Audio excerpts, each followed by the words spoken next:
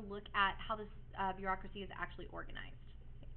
Again, when we talk about that, it can seem like, oh, it's just organization. Does it really matter? But the organizational structure of the bureaucracy is going to determine how you're going to be able to impact policy.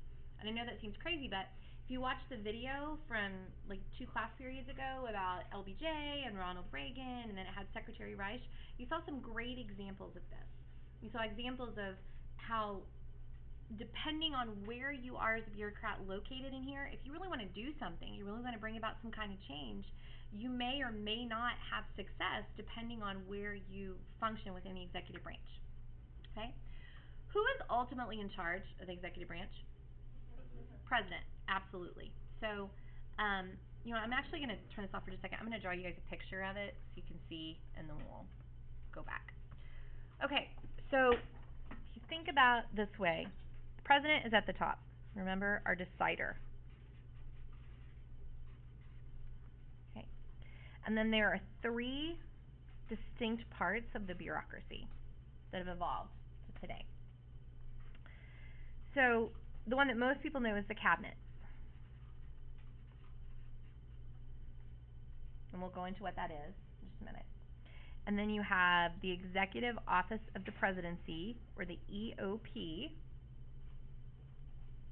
And then you have independent agencies. And there are 3 kinds of independent agencies.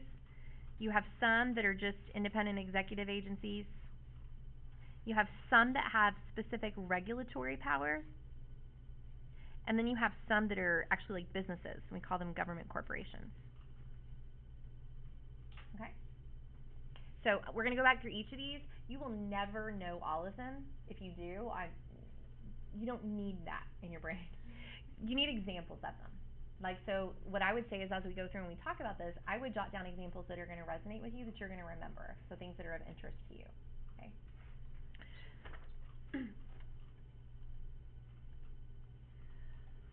Okay, so the first thing, let's go through the cabinet first. So the cabinet's really like the oldest, I shouldn't say the oldest part. It's been around for a really long time, from George Washington, from the very beginning. When we say Secretary of, that means we're talking about the cabinet. So all 15 cabinet agencies have a secretary, which is the equivalent of like a department manager. So if you think about up here, the president, he has this global issue, like perspective. There's all these things he's handling. If you are appointed Secretary of State, your job is to run the Department of State and to advise the president about foreign policy. If you run the Department of the Interior, your job is to oversee all of the national park system and minerals and management service and everything that has to do with that, and advise the president about that particular area of environmental policy. Okay? All the way down to Department of Homeland Security. They don't get involved in the daily stuff necessarily. A lot of times, like you saw in the video, remember the video, like the short guy, Robert Reich? He was Secretary of Labor under Bill Clinton. So as Secretary of Labor, his job is to really focus on labor policy and to advise President Clinton and to suggest legislation. But he also has to oversee his department and make sure that all these different things are happening there. So, of course, the president appoints all of these people, Mhm. and they're his advisors. Mhm. So, one, he can just appoint people he agrees with. But other than that, on the big issues, if you win the presidency, you win the whole executive Mhm. position. But remember too, yeah, he can appoint who he wants, but all of these people are subject to Senate confirmation. And they don't, that's not a slam dunk. I mean, there are definitely appointments that have been made that the Senate has pushed back on. There's people that have withdrawn their nomination. There's been confirmation hearings, and sometimes the Senate says no. So, more for judges even here, but there is definitely not, you've got to appoint somebody that Congress is going to approve. You can't appoint somebody that's just crazy far out there. So anyway, so if you go back to the video, do you remember what it was policy-wise that Secretary Reich was hoping to accomplish? Do you may remember? Just don't watch it. Just tell me the truth. If nobody watched it, I don't want to You don't remember? Okay. Do you remember the clip though? Okay. So he was trying to get a minimum wage increase. We hadn't had a minimum wage increase in forever, Minimum wage was really low. It was 4.25 actually back then, and so he really wanted that to happen. So the deal was though that he didn't have the same face time with the president as some of the other parts of the bureaucracy, and that would really hamper him. So he had to figure out other things to do. So he actually launched a media campaign. Because he's Secretary of Labor, people do pay attention to him. I mean, that is a pretty powerful position. You're in line to the presidency if somebody blows this up. So there's definitely like some level of influence there.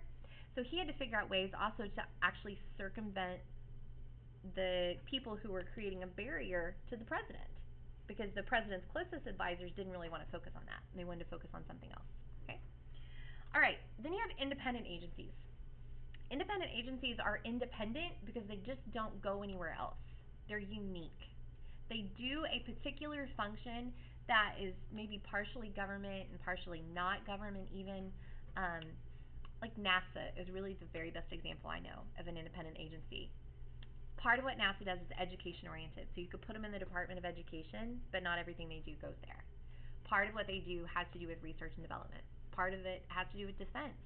But if you put them in the Department of Defense, don't they then become a vehicle for defense? And you don't want that because not everything that NASA does goes there. You also want them kind of removed from the politics and the like daily goings on because the cabinet is more political. Those appointments shift a lot more. And so independent agencies are there because we very specifically want them to be on their own. I'm sorry it got so cold all of a sudden, you guys. I didn't do anything. Regulatory agencies. This is the one that you probably should have the greatest depth of knowledge about. Okay? And the reason would be is because independent regulatory agencies have police power. Like they have the ability to, when they're enforcing a law, to actually punish us or assess some kind of consequence. So examples would be the EPA. Okay, what is the EPA in charge of? Right. So the Environmental Protection Agency, you said created when Nixon was in office. So they would enforce the Clean Air Act. So if they go into a state and there's like some kind of oversight and they see that that state's not doing a good job and that all of these factories are issuing pollutants, then they can assess a fine. They can shut a factory down. Like they possess the power to do that. So that's why they're independent, because we don't want that tied to the politics of the presidency. You want that as far removed from party as possible. Some other examples of regulatory, you should probably know several of these. So you should know the EPA and that they're over environment. What would the Securities and Exchange Commission be in charge of?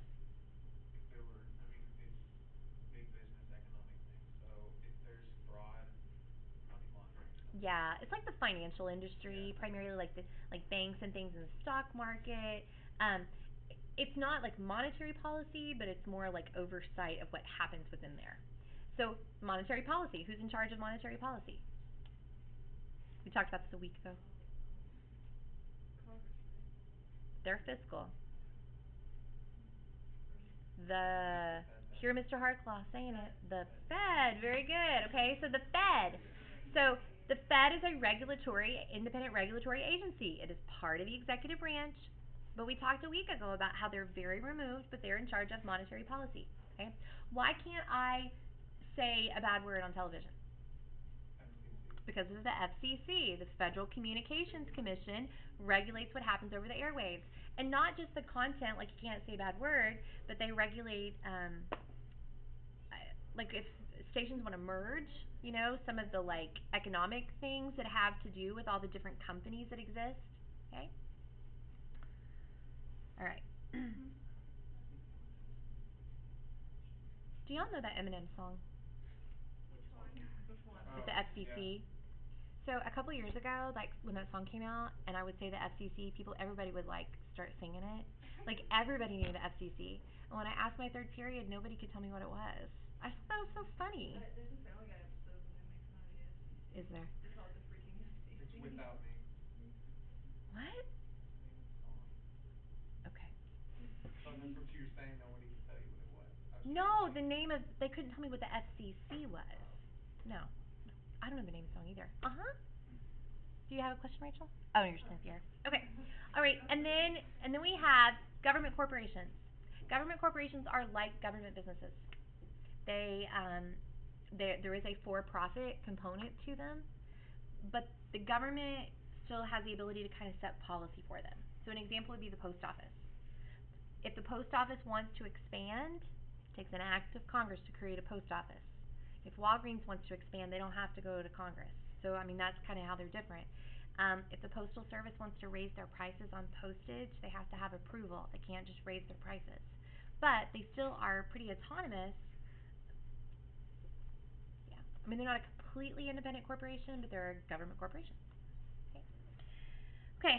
Then finally, we have the Executive Office of the Presidency. So this one is this is kind of interesting.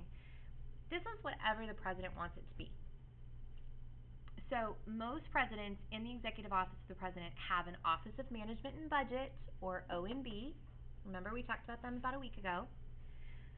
They almost always have a National Security Council who will advise them on what they should do in terms of military policy. The Council of Economic Advisors, which is going to talk to the president about economic policy and what should be happening. But this other stuff may or may not be there, depending on what the president wants to do.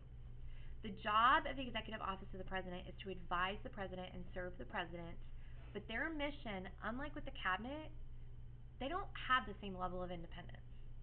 You know, remember we said that the thing is that they really only answer to the president. They don't answer to Congress in the same way. They answer to Congress in the sense that Congress is going to give money for them collectively, but there's no oversight in terms of confirmation. There's no, it's just different. And so, like, I always think of a West Wing kind of situation where everybody who works in the White House is thinking about the White House, and that's really what their focus is.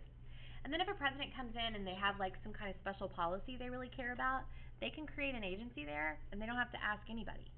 After 9/11, President Bush created the Office of Homeland Security because there was an immediate concern that we had all these security agencies that don't speak to one another. A couple years later, Congress saw fit to elevate it to a cabinet. And then now Congress has more increased oversight of it as well. So they would want to do that. Okay? So again, if you think back to the video that you watched, the Leon Panetta was in the video, and he was the chief of staff under Bill Clinton. He eventually was also in the Obama administration. He was the director of the CIA when we killed Osama bin Laden. So he's been around for a long time. So Leon Panetta, as chief of staff, he said his number one job was to control access to the president, to decide who gets to fly on Air Force One, to decide who gets to meet with the president. So here I am over here, Secretary of Reich going, I want a minimum wage increase. And that's all they're focused on, whereas Leon Panetta is here going, okay, wait a minute. The president has been in meetings for 20 hours, and I've got to think about his image to the public. I got to think about what's going on with Congress. I got to think about over here. Minimum wage is not real high on my priority list right now.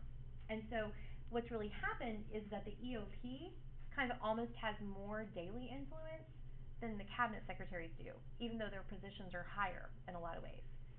It is like Ms. Rosenthal. I can. Bye. Shakira Dowdy. Mr. Alexander would like to see you. Okay. It's like the equivalent if you think about in our school. If Mr. Spain ever wants like a perspective on stuff that's like a policy change, he'll ask all the department heads to come in and give him suggestions, and he'll totally listen, you know, and I'll say, well, in social studies this, and Mr. Scroggins will say, well, not in math, and math this, and then Ms. Barton will say, well, no, in science this, because we all kind of think from our perspective. He pulls that all together, but you know who probably has greater influence over him? Who do you think probably influences him more than anybody in this school? Well, his wife, for sure. But here is probably Miss Costello, because she's with him all the time. I mean, she sits outside. She knows his schedule. She answers his phone. She helps book his appointments. She has proximity to him that the rest of us don't necessarily have, even though he's incredibly available. So even though none of those policy things are her area of specialty,